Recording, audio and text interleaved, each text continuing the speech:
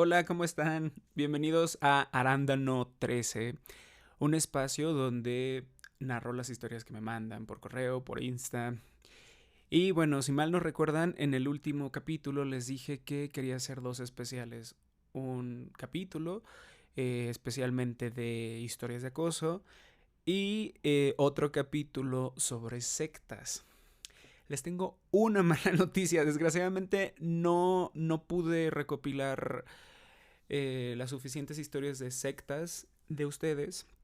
Creo que me mandaron solamente dos. Digo, qué bueno que no han tenido experiencias con sectas. Sin embargo, pues yo quería sacar el capítulo, así que me adentré en Reddit, amigas, en Reddit. Ahí hay muchísimas experiencias, a pesar de que no son de ustedes, pues son experiencias reales. Y vamos a abordarlas, las voy a narrar. También quiero que este capítulo sirva. Si hay alguien que tenga una experiencia de acoso, también mándemela. Una historia de acoso. El próximo capítulo o el siguiente, no estoy muy seguro, va a ser sobre acoso. Entonces, que son historias de terror, pero pues de acoso, a fin de cuentas. Entonces, vamos a empezar con la primera historia de Reddit. Por cierto, antes de empezar, quería darles las gracias. Eh, ya llevamos casi 4,000 suscriptores en menos de un mes y la verdad me da muchísimo gusto. Hablando, me refiero específicamente para la gente que me sigue en YouTube. Respecto a Spotify y las demás plataformas, me da mucho gusto porque eh, Apple Podcast me mandó un correo que creo que a la semana o a las 2 semanas de que subí el podcast ya estaba súper buscado el podcast. En Spotify ya creo que tengo 5,000 suscriptores. Dejen muchos comentarios también. No he podido contestar sus comentarios en Spotify, pero lo voy a hacer. Y en serio, de verdad, muchas gracias. Les decía ayer en un en vivo en TikTok que yo le tenía, bueno, la verdad no tenía mucha fe al proyecto, bueno, a este en específico, al de YouTube. ¿Por qué? Porque yo dije, pues les gustan las historias animadas, no creo que quieran escucharme solamente a mí narrando, a mí y a mi voz, entonces... Pero sí les gustó y de verdad me da mucho gusto, en serio. En especial les doy gracias a las chavas. Digo, a los hombres también, pero mi audiencia se constituye un 80% de mujeres. Y la verdad, hermanas, las amo. Muchísimas gracias. El corazón de pompitas de Peña Nieto. O el corazón coreano. Muchísimas gracias. Entonces vamos a empezar. Son historias y experiencias que compartieron en Reddit varios usuarios. Aquí está la persona que las mandó. Entonces vamos a empezar con la primera historia. Esta historia es de Hot Specific 8397 de Reddit. Esto pasó en una zona remota de Argentina. Yo conocí esa secta por medio de una muchacha que conocí en internet, justo en un momento en el que estaba peleado con mi familia. Ella tenía 18 años y se veía tierna e inocente. Con el tiempo nos volvimos cercanos, hablábamos mucho y yo llegué a verla como material de novia. Para mí era especial, distinta a cualquier otra. No era común en mí hacer tanto esfuerzo por conocer a alguien, pero esta vez lo hice. Entre llamadas telefónicas, había algo en ella que no terminaba de gustarme, aunque lo ignoraba. Su forma de hablar era un poco como atontada, pero en ese momento la verdad no me importó. El problema empezó cuando viajé hasta donde vivía. Era un lugar apartado, de campo, pero con casas bonitas, rústicas, rodeadas de naturaleza. A simple vista parecía un lugar idílico. Ahí conocí a sus papás y a sus hermanos. Desde el inicio les juro que algo no cuadraba, no se parecían en nada a ella. La mayoría de ellos eran raros, no sé cómo describirlo, pero parecían personas apagadas, como si algo les faltara. Me quedé un tiempo en su casa y poco a poco empecé a darme cuenta que me costaba hacer cosas simples. tareas que antes me resultaban fáciles, y entonces entendí. Algo había en la comida, algo en todos los productos que consumían ahí. Lo único puro era lo que venía de la naturaleza. Desde ese momento empecé a sobrevivir en secreto. Pescaba de noche, filtraba agua del río, obviamente sin que nadie se diera cuenta, pero cada día me sentía más observado. En el pueblo todos parecían vigilantes silenciosos. Un fin de semana, durante una misa, conocí al líder. Él vino a darme una supuesta bienvenida, y desde que lo vi supe que no era como los demás. No tenía esa mirada perdida, al contrario, imponía respeto, autoridad e intimidaba. Me habló claro. Si quería quedarme con la muchacha, tenía que entregar mis pertenencias, dejar que revisaran mi celular y obedecer. Yo me negué, y a lo mejor por desesperación solté la verdad frente a todos. Les dije lo que estaba haciendo con la comida, esperando que reaccionaran, que alguien me apoyara. Pero lo que pasó fue todo lo contrario. Los padres de la muchacha y el líder me miraron con un cambio de expresión que me heló la sangre. Pasaron de sonrisas amables a rostros fríos, deshumanizados.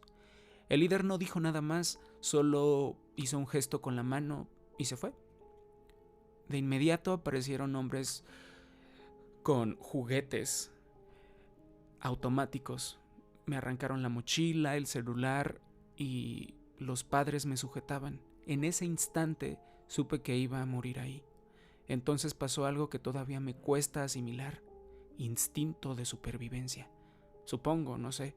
Cuando uno de ellos me apuntó, agarré su juguete con todas mis fuerzas, desvié el disparo y en medio del forcejeo pude arrebatarle el juguete. El ruido fue ensordecedor, se los juro. Los disparos se sucedieron sin control. Le volé los sesos a él y a otros dos. Con la adrenalina recorriéndome todo el cuerpo, agarré mi mochila, la pistola y salté por la ventana de atrás. Corrí como nunca en mi vida. El aire me quemaba en los pulmones. Cada respiración era un dolor insoportable, pero no podía pararme. Pasaron días hasta que conseguí tomar un colectivo que me alejara de ese maldito lugar. Todo el camino iba temblando, mirando a todos. Estaba seguro de que alguien me seguía, pero por suerte eso no pasó. Cuando llegué a mi casa bloqueé a la muchacha de inmediato. Desde entonces no hay un solo día en que no mire por encima del hombro al salir de la casa. Jamás supe qué carajos era ese lugar y la verdad no quiero saberlo. Estaban demasiado organizados. No los denuncié por puro miedo. Incluso ahora, contándoles esto, estoy temblando. Me hubiera gustado platicarles que fui un héroe, que salvé a la muchacha o a la gente de ese pueblo. Pero no, este es el mundo real. Prioricé mi vida. Y si no lo hubiera hecho, hoy no estaría escribiendo esto. Y aunque no tengo nada de qué enorgullecerme, estoy agradecido de seguir vivo para contarlo. Oigan, las experiencias en sectas, creo que hay distintos tipos de experiencias. Los que se dan cuenta y se pueden escapar,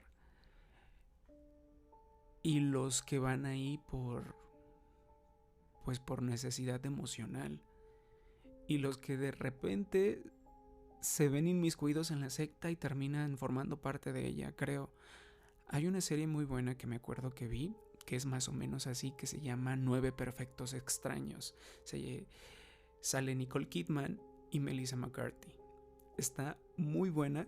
Son creo que 6 capítulos en la primera temporada y en la segunda no me acuerdo cuántos son.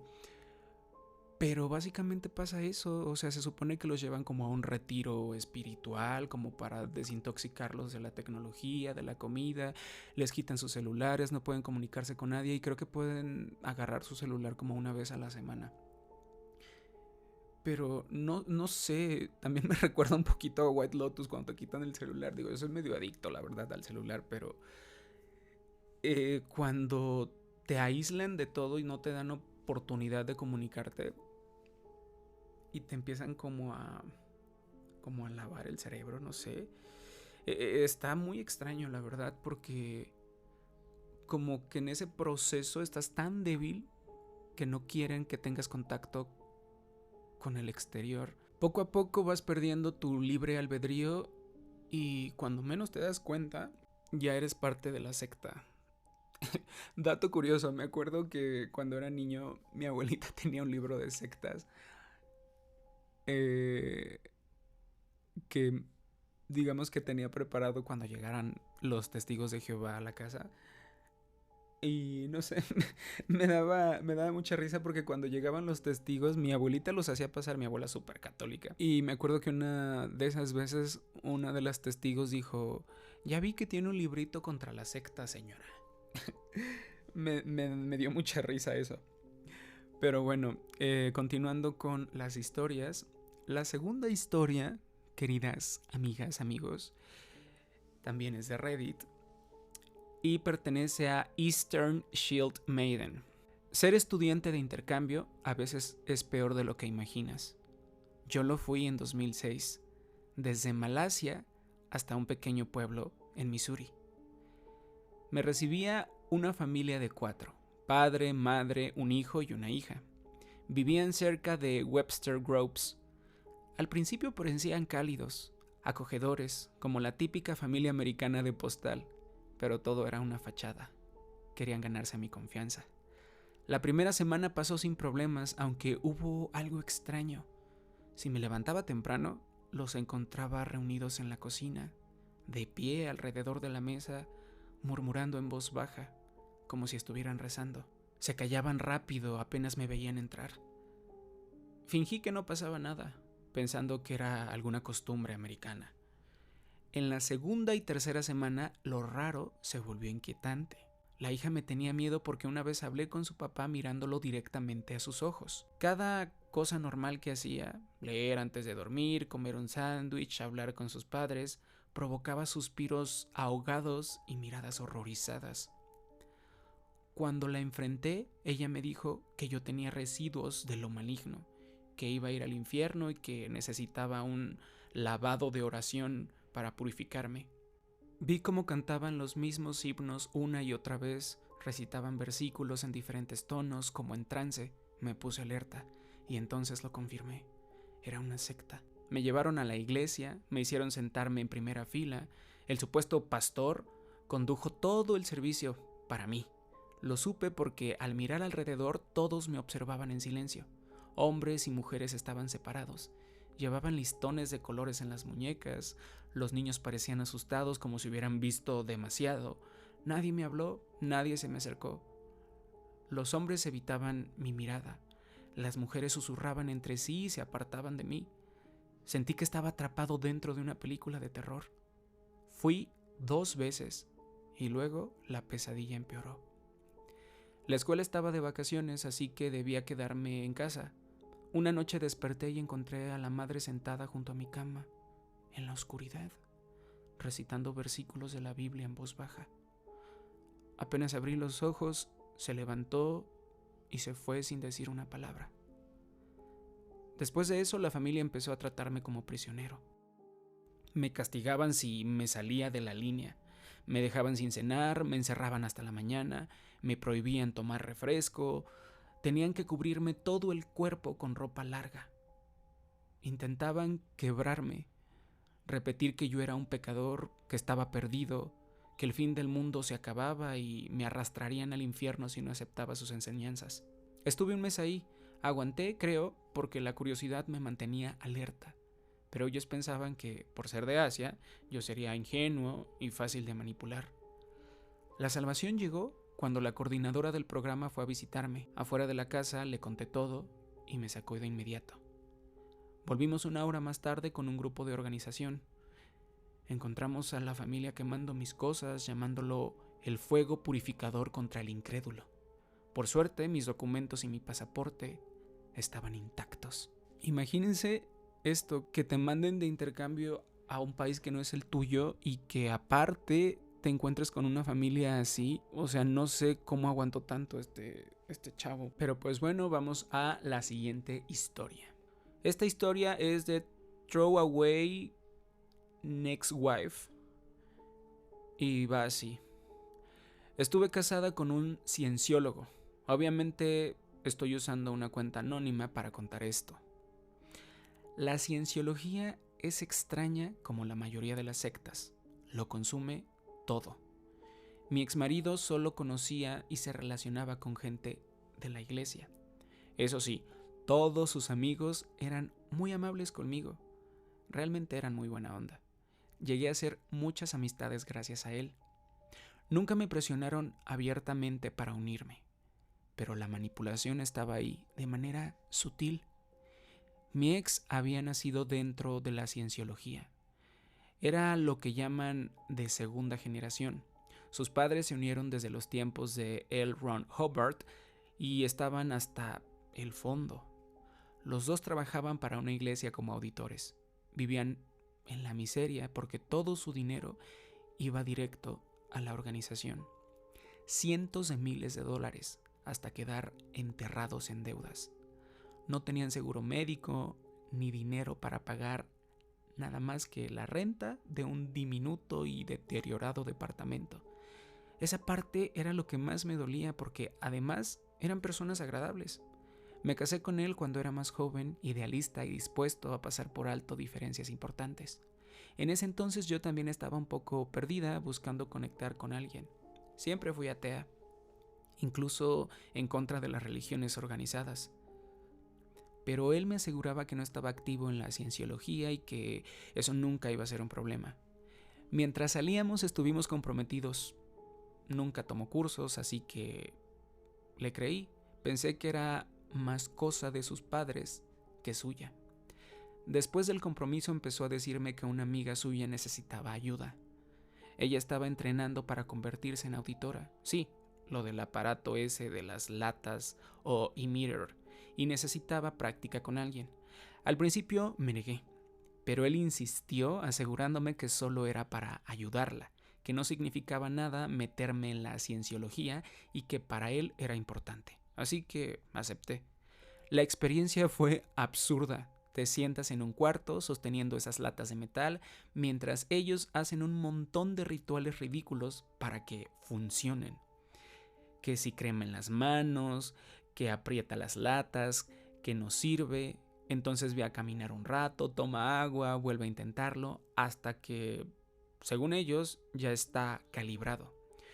Yo mentí durante toda la sesión. Ellos actuaron como si hubiera tenido avances impresionantes. Incluso me dijeron que había alcanzado lo que llaman agua flotante. Y ahí quedó, pero no. Desde ese día empezaron a llamarme una y otra vez para que regresara. Pensé que era solo una vez para ayudar a esa muchacha, pero no. Querían sesiones de 3 horas varios días seguidos, entre semana. Así entendí por qué los cienciólogos siempre están en la ruina. Los mantienen ocupados todo el tiempo sin poder trabajar en nada más. Me volví tan reacia que terminaron por dejar de insistir, tal vez pensando que con estar casada con uno, tarde o temprano iba a caer. Me di cuenta de otra cosa. La mayoría de los que están en los niveles bajos de El Puente no saben nada sobre Genu ni esas historias. Les pregunté y actuaban como si jamás lo hubieran escuchado. Supongo que esa parte de el conocimiento solo se revela cuando ya estás metido hasta el cuello después de gastar cientos de miles. Lo más insidioso que vi fue cómo los entrenan para estafar. Presencié cómo un negocio de cienciólogos terminó clausurado por fraude a clientes. Al final, lo que me llevó al divorcio fue personal. Él robó una gran cantidad de dinero de mi cuenta, dinero que no debía tocar. Simplemente desapareció. Además, abrió 2 tarjetas de crédito a mi nombre y se gastó todo el dinero. Me dejó en ruina financiera, un desastre. Perdón si suena caótico o desordenado, pero ya han pasado años y la verdad casi no hablo de esto. Ya había escuchado sobre la cienciología, de hecho hay varios documentales, pero creo que nunca me había adentrado a leer experiencias de personas en internet. Y digo, a veces también parece como la iglesia, ¿no? La iglesia católica, un poquito.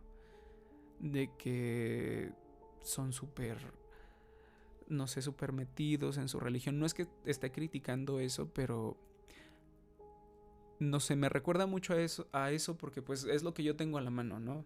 Digo, la iglesia católica, yo crecí como católico, entonces... De hecho, hay varios documentales y no sé si también tenga que ver con lo de la iglesia del fin del mundo, que apenas creo que estaba en Guadalajara. Pero, pues bueno, qué pena por la gente.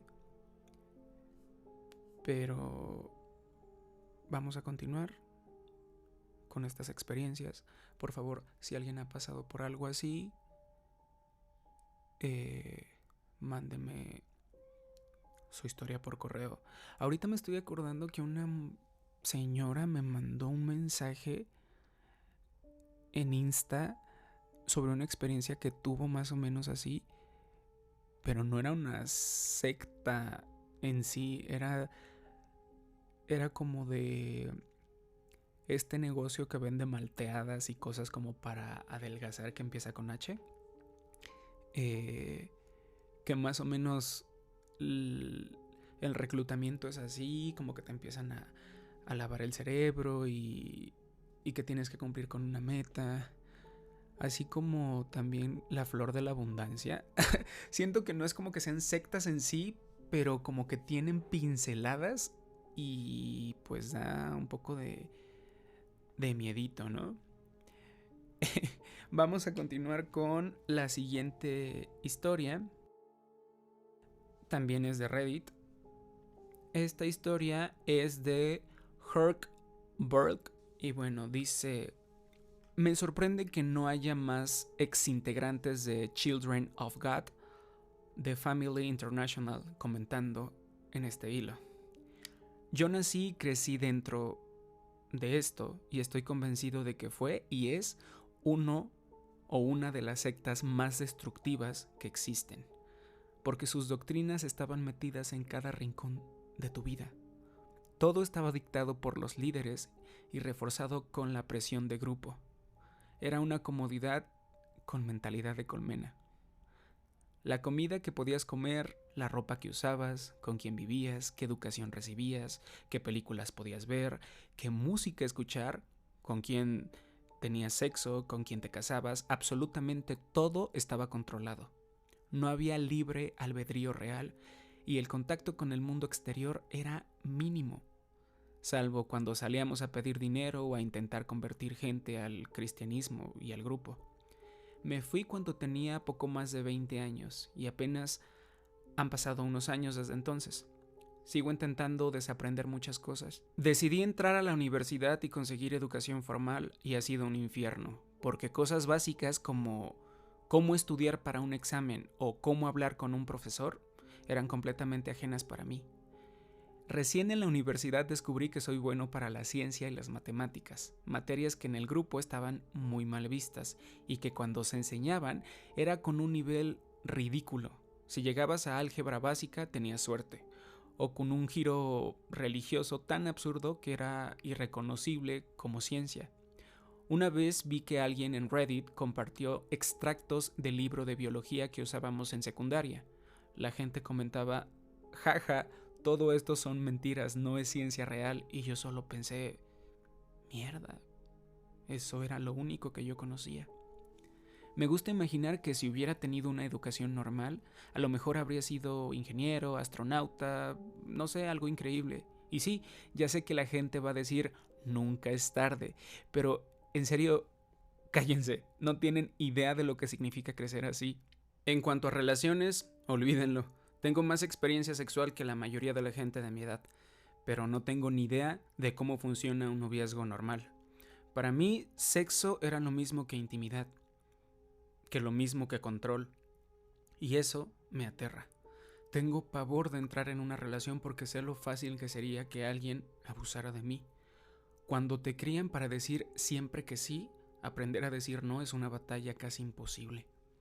Cuando la gente escucha sobre esta secta, lo primero en lo que se enfocan es en el sexo, porque sí, literalmente era una secta sexual, pero para mí lo peor no es eso, lo peor es no tener un marco de referencia para conectar con personas fuera del grupo. Puedo intentar olvidar lo malo y seguir con mi vida, pero me cuesta mucho relacionarme, hacer amistades, construir algo nuevo. No entiendo la mayoría de las cosas de las que la gente habla. Solo tengo unos pocos años de referencias de películas, música y cultura pop en la cabeza. No viví experiencias normales. Ir a la secundaria, salir con alguien, ir al baile de graduación, nada. Mis mejores amigos son exintegrantes del grupo porque simplemente no logro hacer amistades reales en el mundo de afuera. Y a veces me pregunto si alguna vez podré acercarme a alguien que jamás entenderá lo que viví, mientras yo tampoco entiendo lo que ellos vivieron. Cosas que parecen normales en la vida, graduarte de la universidad, comprar una casa, tener un buen trabajo, para mí parecen cuentos de hadas. Nadie de mi infancia lo hizo, ni sus papás tampoco.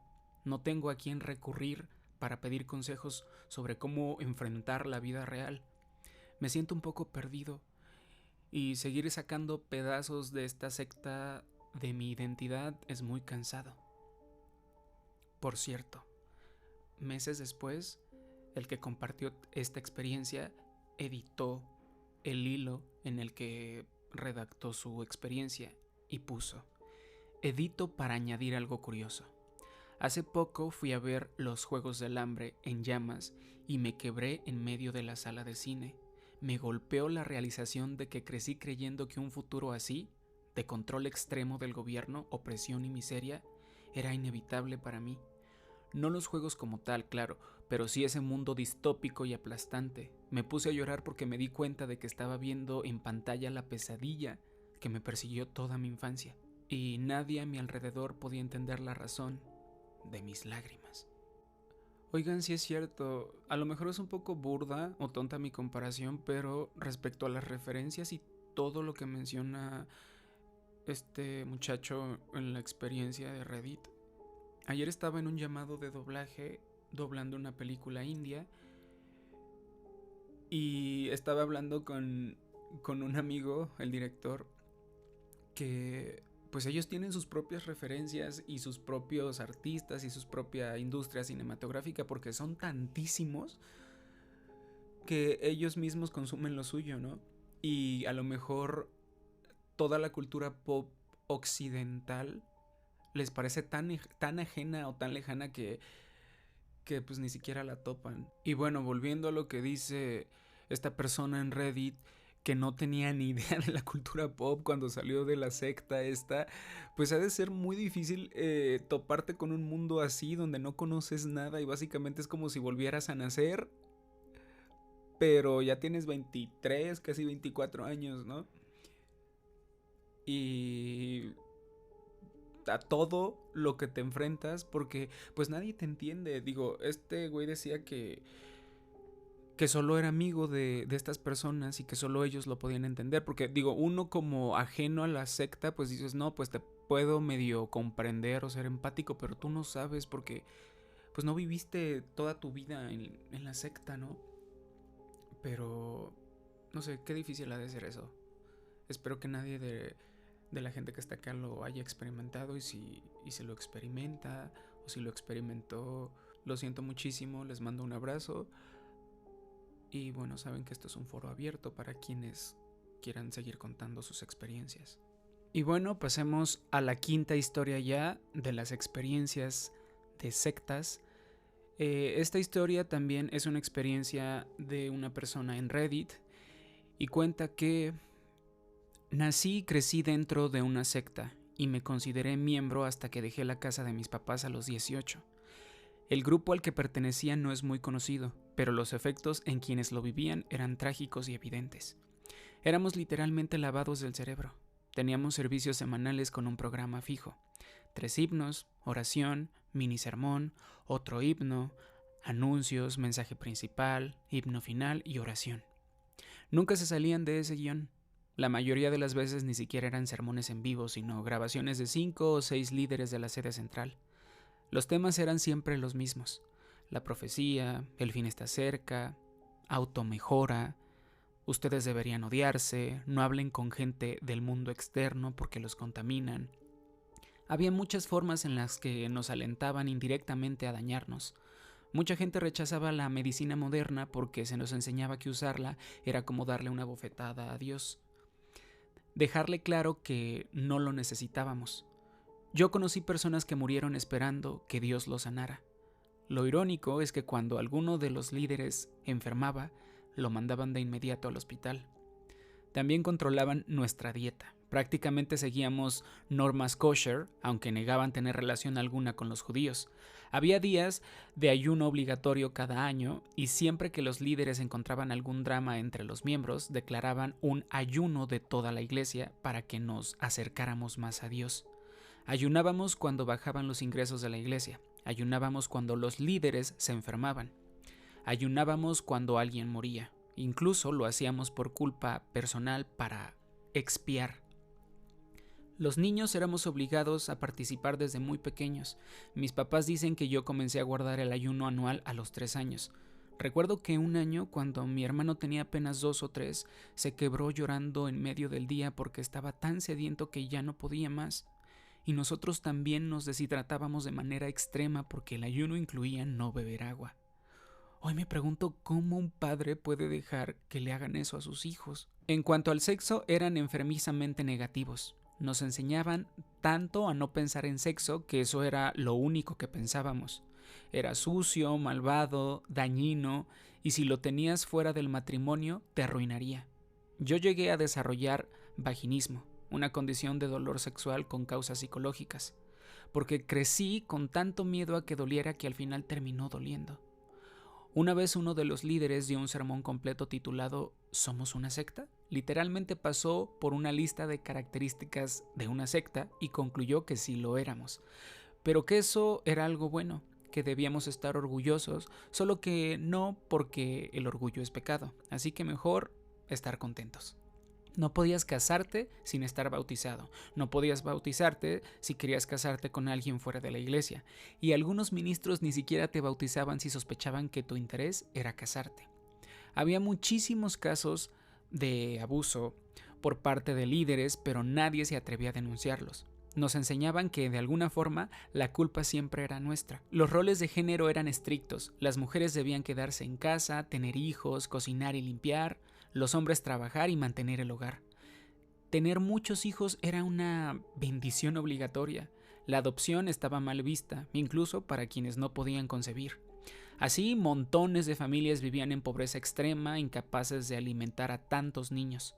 Si alguno tenía una enfermedad crónica, era una condena. El dinero era otro abuso. Lo llamaban diezmo, pero en realidad era robo.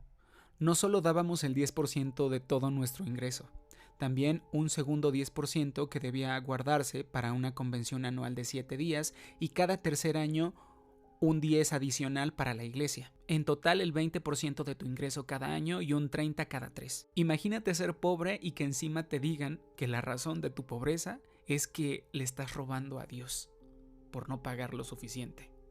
Podría seguir. Hay tantas cosas más. Pues bueno, continuemos con la sexta historia.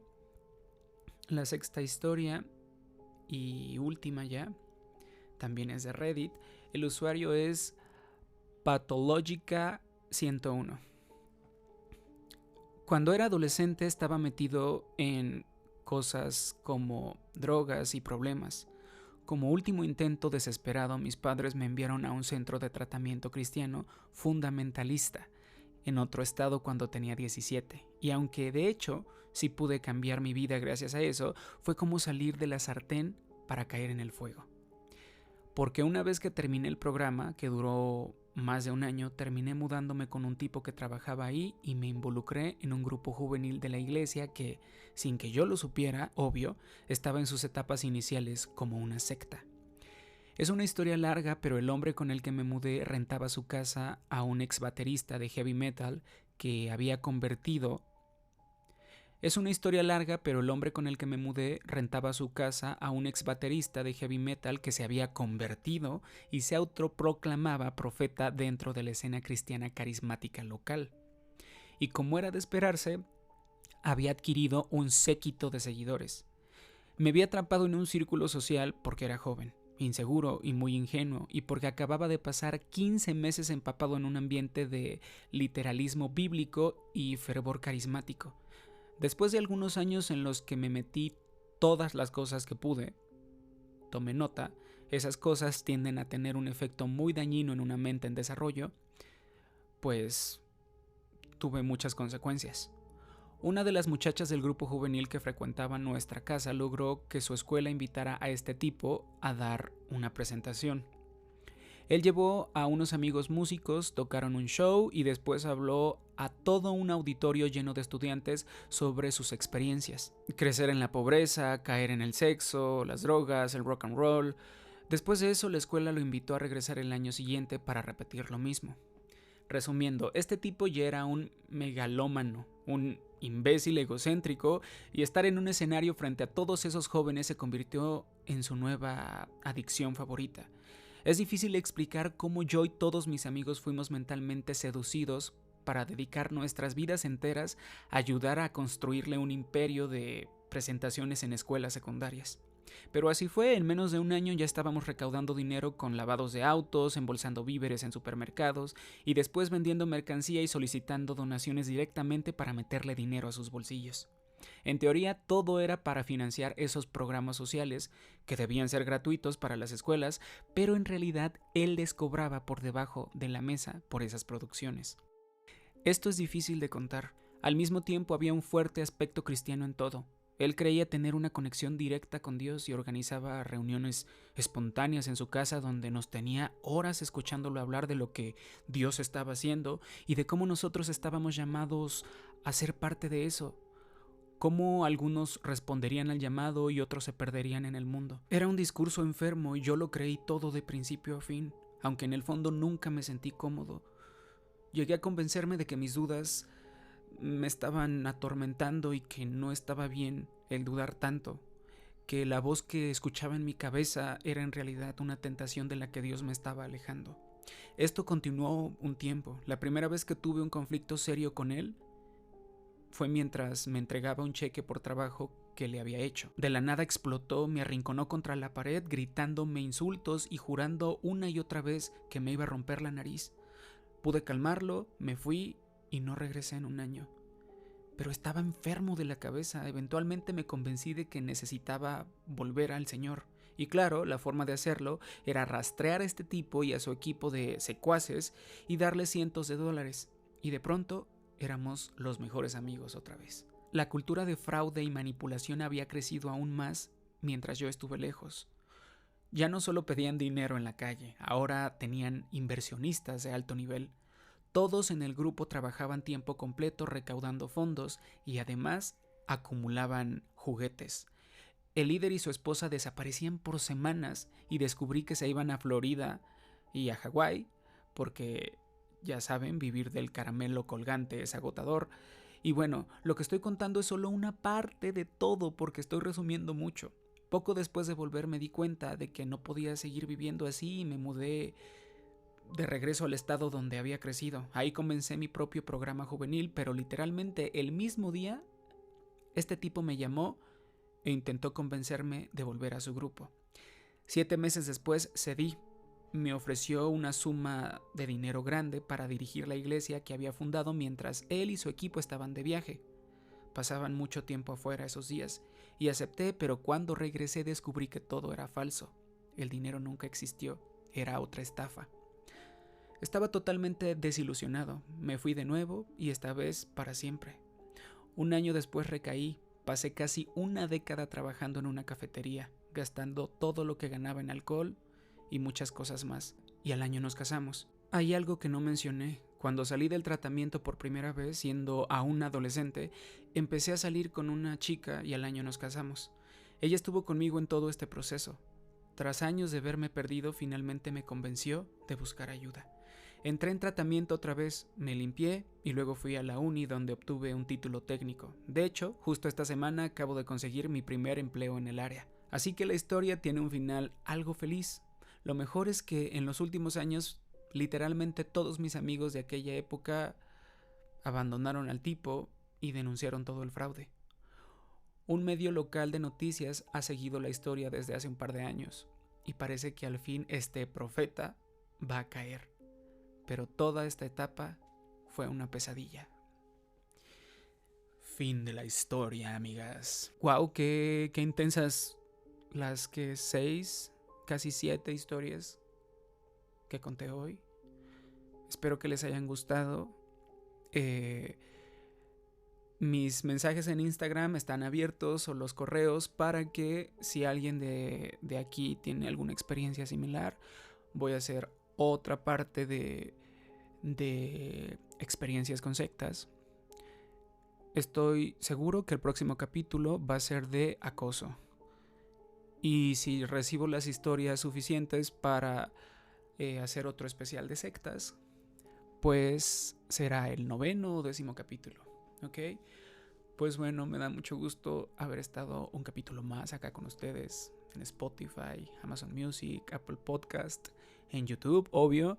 Mil gracias por seguir dejando comentarios, apoyándome, sobre todo suscribiéndose. Y no se les olvide activar la campanita, comentar qué otro tipo de temas les gustaría que abordara en las historias. Y bueno, muchas gracias, nos vemos, bye.